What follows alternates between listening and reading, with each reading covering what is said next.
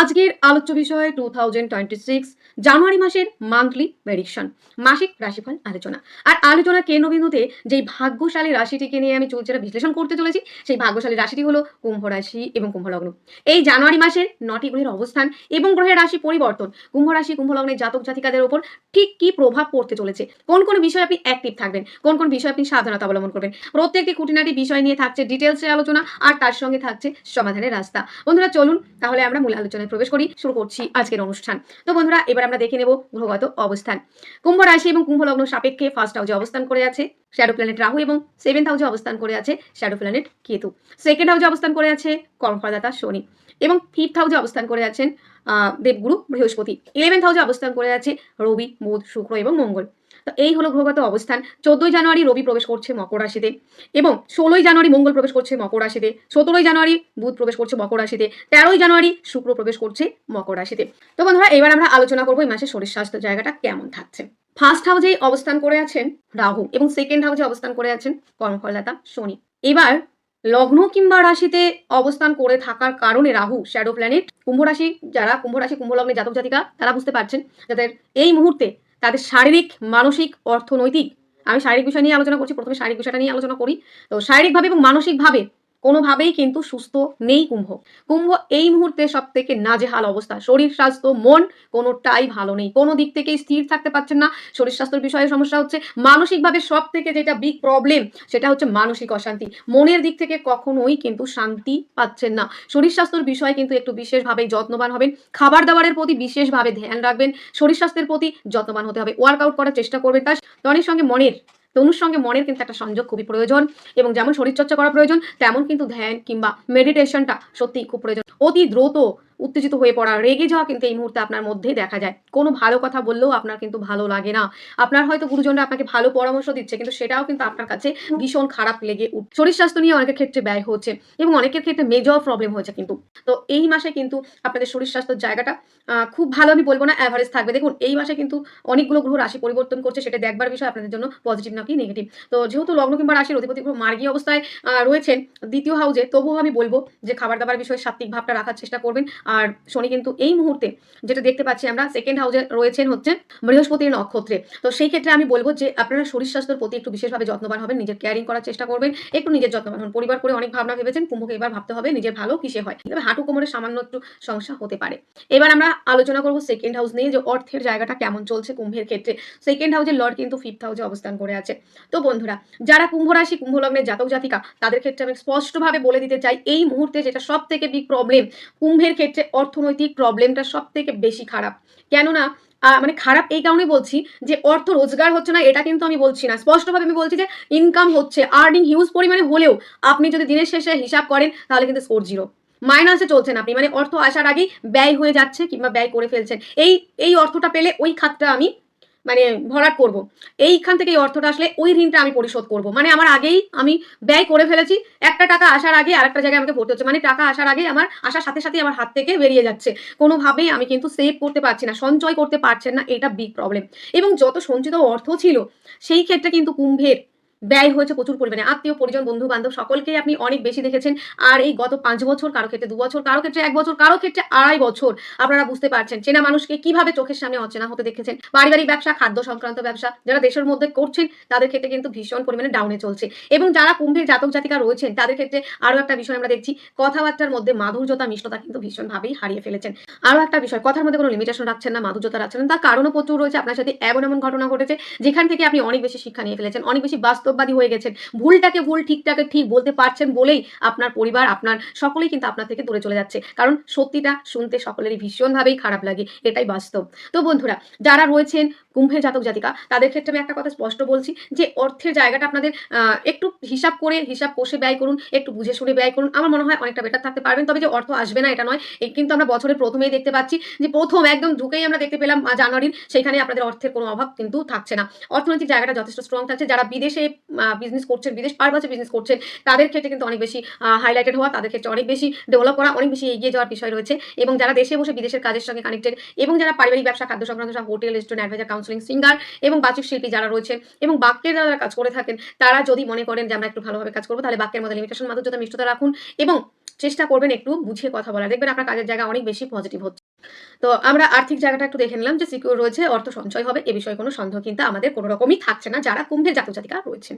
খাদ্যের মধ্যে সাত্বিকতা, অতিরিক্ত ফাস্টফুড জাতীয় খাবার, অতিরিক্ত প্যাকেজিং খাবার, অতিরিক্ত তৈলাক্ত খাবার, অতিরিক্ত মশলাযুক্ত খাবারগুলোকে অ্যাভয়েড করুন। তো আপনারা এই বছরটা যেহেতু জানুয়ারি মাস, বছরের প্রথম মাস এবং 2026 কাউন্টিং করে মূল যে অঙ্কটা আসে সেটা হলো ১ সংখ্যা, আর সংখ্যাতত্ত্ব অনুযায়ী ১ দাঁড়ায়। তো ১ সংখ্যা এবছর লিড করবে, ১ হচ্ছে রবির সংখ্যা। তো এই বছরটা আপনারা যত বেশি, সূর্য যেমন দেখেছেন এক টাইমে ওঠে, এক টাইমে অস্ত যায়। যদি কখনো মেঘে ঢেকে যায় সেটা আলাদা বিষয়।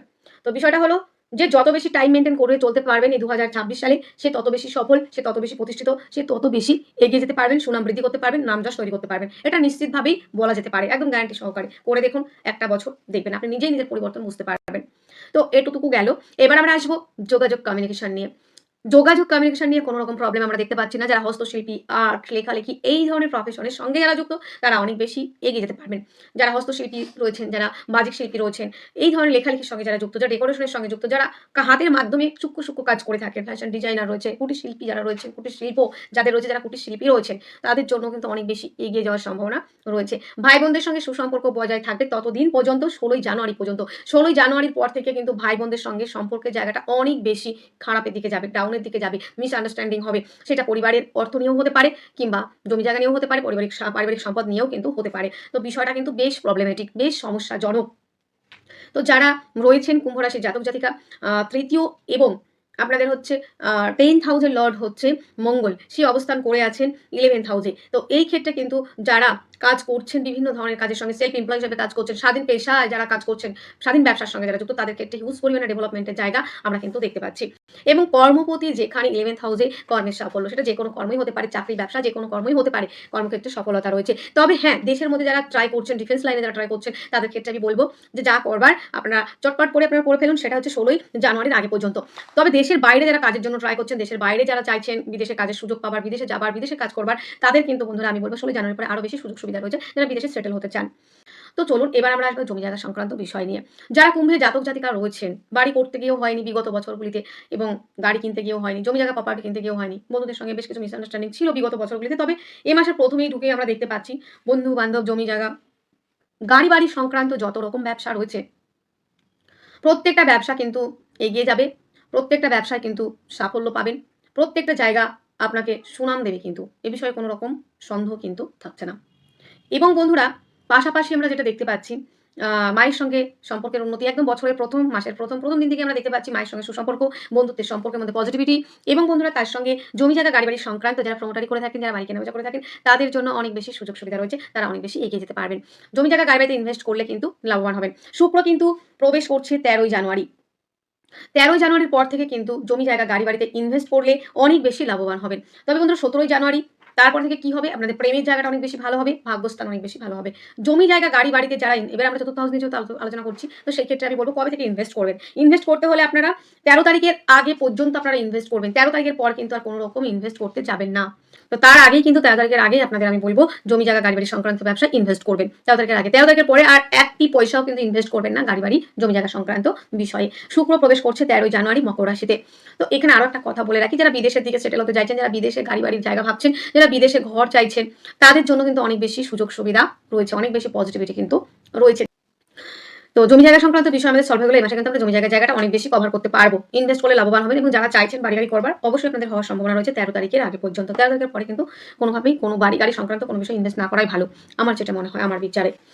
তো এইবার আমরা আসবো প্রেম বিষয়টা নিয়ে। দেখুন, প্রেম সম্পর্কের জায়গাটা অনেক বেশি ভালো রয়েছে, প্রেমের মধ্যে গভীরতা, গাঢ়ত্ব, গুরুত্ব, এটা আমরা কিন্তু প্রথম থেকেই দেখতে পাচ্ছি। পঞ্চম হাউসে এবার দেখছি আমরা প্রথমে দেখছি পঞ্চম হাউসে বৃহস্পতি অবস্থান করে আছে, আর পঞ্চমপতি অবস্থান করে আছে 11th হাউসে। তো 11th হাউসে থাকছে কতদিন পর্যন্ত বুধ থাকছে 17ই জানুয়ারি পর্যন্ত। 17ই জানুয়ারি পর্যন্ত সন্তান প্ল্যানিং এর জায়গা ঠিক আছে, এবং বিদ্যার্থীদের জন্য অত্যন্ত শুভ রয়েছে। যারা শিক্ষার জন্য, উচ্চশিক্ষার জন্য বাইরে যেতে চান, তাদের জন্য অত্যন্ত ভালো রয়েছে। তবে যারা বিদেশ যেতে চান, তাদের কিন্তু 17 তারিখের একেতেই রয়েছে দ্বিতীয় পতি পঞ্চমী, এবং পঞ্চমপতি একাদশে।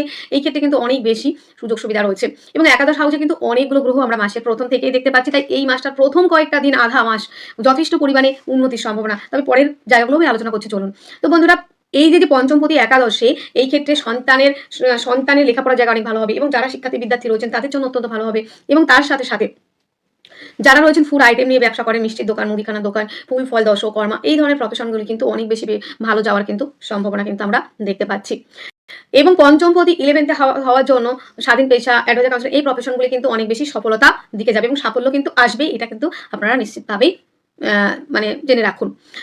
দেখুন, এবার পঞ্চমে অবস্থান করে আছে দেবগুরু বৃহস্পতি। শিক্ষার ক্ষেত্রে উচ্চশিক্ষার্থী বিদ্যার্থীদের জন্য অনেক বেশি অপরচুনিটি পাবেন এবং সেই ক্ষেত্রে আপনাদের জন্য আরও বেশি পজিটিভ হবে। এবং পঞ্চমে বৃহস্পতি থেকে তার সপ্তম দৃষ্টি 11th হাউসে রয়েছে কিন্তু এই ক্ষেত্রে কিন্তু কর্মক্ষেত্রে সাফল্য, সেটা যে কোনো কর্মই হতে পারে, চাকরি, ব্যবসা, সেলফ এমপ্লয়, অ্যাডভাইজার কাউন্সিলর, প্রত্যেকটা বিষয় কিন্তু অনেক বেশি উন্নতির সম্ভাবনা রয়েছে মাসের, বছরের প্রথম দিকেই। তো এবার আমরা আলোচনা করবো 6 হাউস নিয়ে। যারা লোনের জন্য অ্যাপ্লাই করছেন, যারা রোগ রিপুরি নিয়ে আটকে রয়েছেন, অনেক বেশি ভোগান্তির মধ্যে দিয়ে আছেন শরীর স্বাস্থ্য নিয়ে, তাদের কিন্তু প্রথমেই আমরা দেখতে পাচ্ছি রোগ থেকে মুক্তি, ঋণ থেকে মুক্তি। এবং যারা লোনের জন্য অ্যাপ্লাই করছেন তারা কিন্তু লোন পেতে পারেন এই মাসে। তবে কত তারিখ পর্যন্ত আপনারা অ্যাপ্লাই করতে পারবেন সেটাও কিন্তু একটু দেখার বিষয়। এখানে আমরা দেখতে পাচ্ছি যে একাদশে কিন্তু অনেকগুলো গ্রহ রয়েছে, লোন চাইলে কিন্তু লোনের জায়গাটা আমরা দেখতে পাবো, সমস্যা নেই। কিন্তু ষষ্ঠপতি যেহেতু চন্দ্র, সেই ক্ষেত্রে কিন্তু খুব তাড়াতাড়ি গ্রহ প্লেসমেন্ট হয়, তো সেটা সকলেই জানে। তো এখানে আমাদের চেষ্টাটা করতে হবে। রোগ রিপুরিন থেকে মুক্তির সম্ভাবনা একাদশে মঙ্গল, একাদশে রবি, একাদশে বুধ, একাদশে শুক্রের জায়গা রয়েছে। এবার আমরা আসবো দাম্পত্য জীবন নিয়ে। পার্টনারশিপের ব্যবসায় দেখুন, আপনারা বিগত বছরে ইনভেস্ট করে অনেক বেশি লস খেয়েছেন এবং যারা আগে ইনভেস্ট করেছেন তাদের জন্য তো ঠিক আছে। তবে এই মাসে আপনারা যদি অল্প কিছু ইনভেস্ট করতে চান, একদমই যদি করতে চান, তাহলে 14 জানুয়ারি পর্যন্ত ইনভেস্ট করুন। 14 জানুয়ারির পর কিন্তু আর কোনো রকম পার্টনারশিপে ইনভেস্ট করবেন না।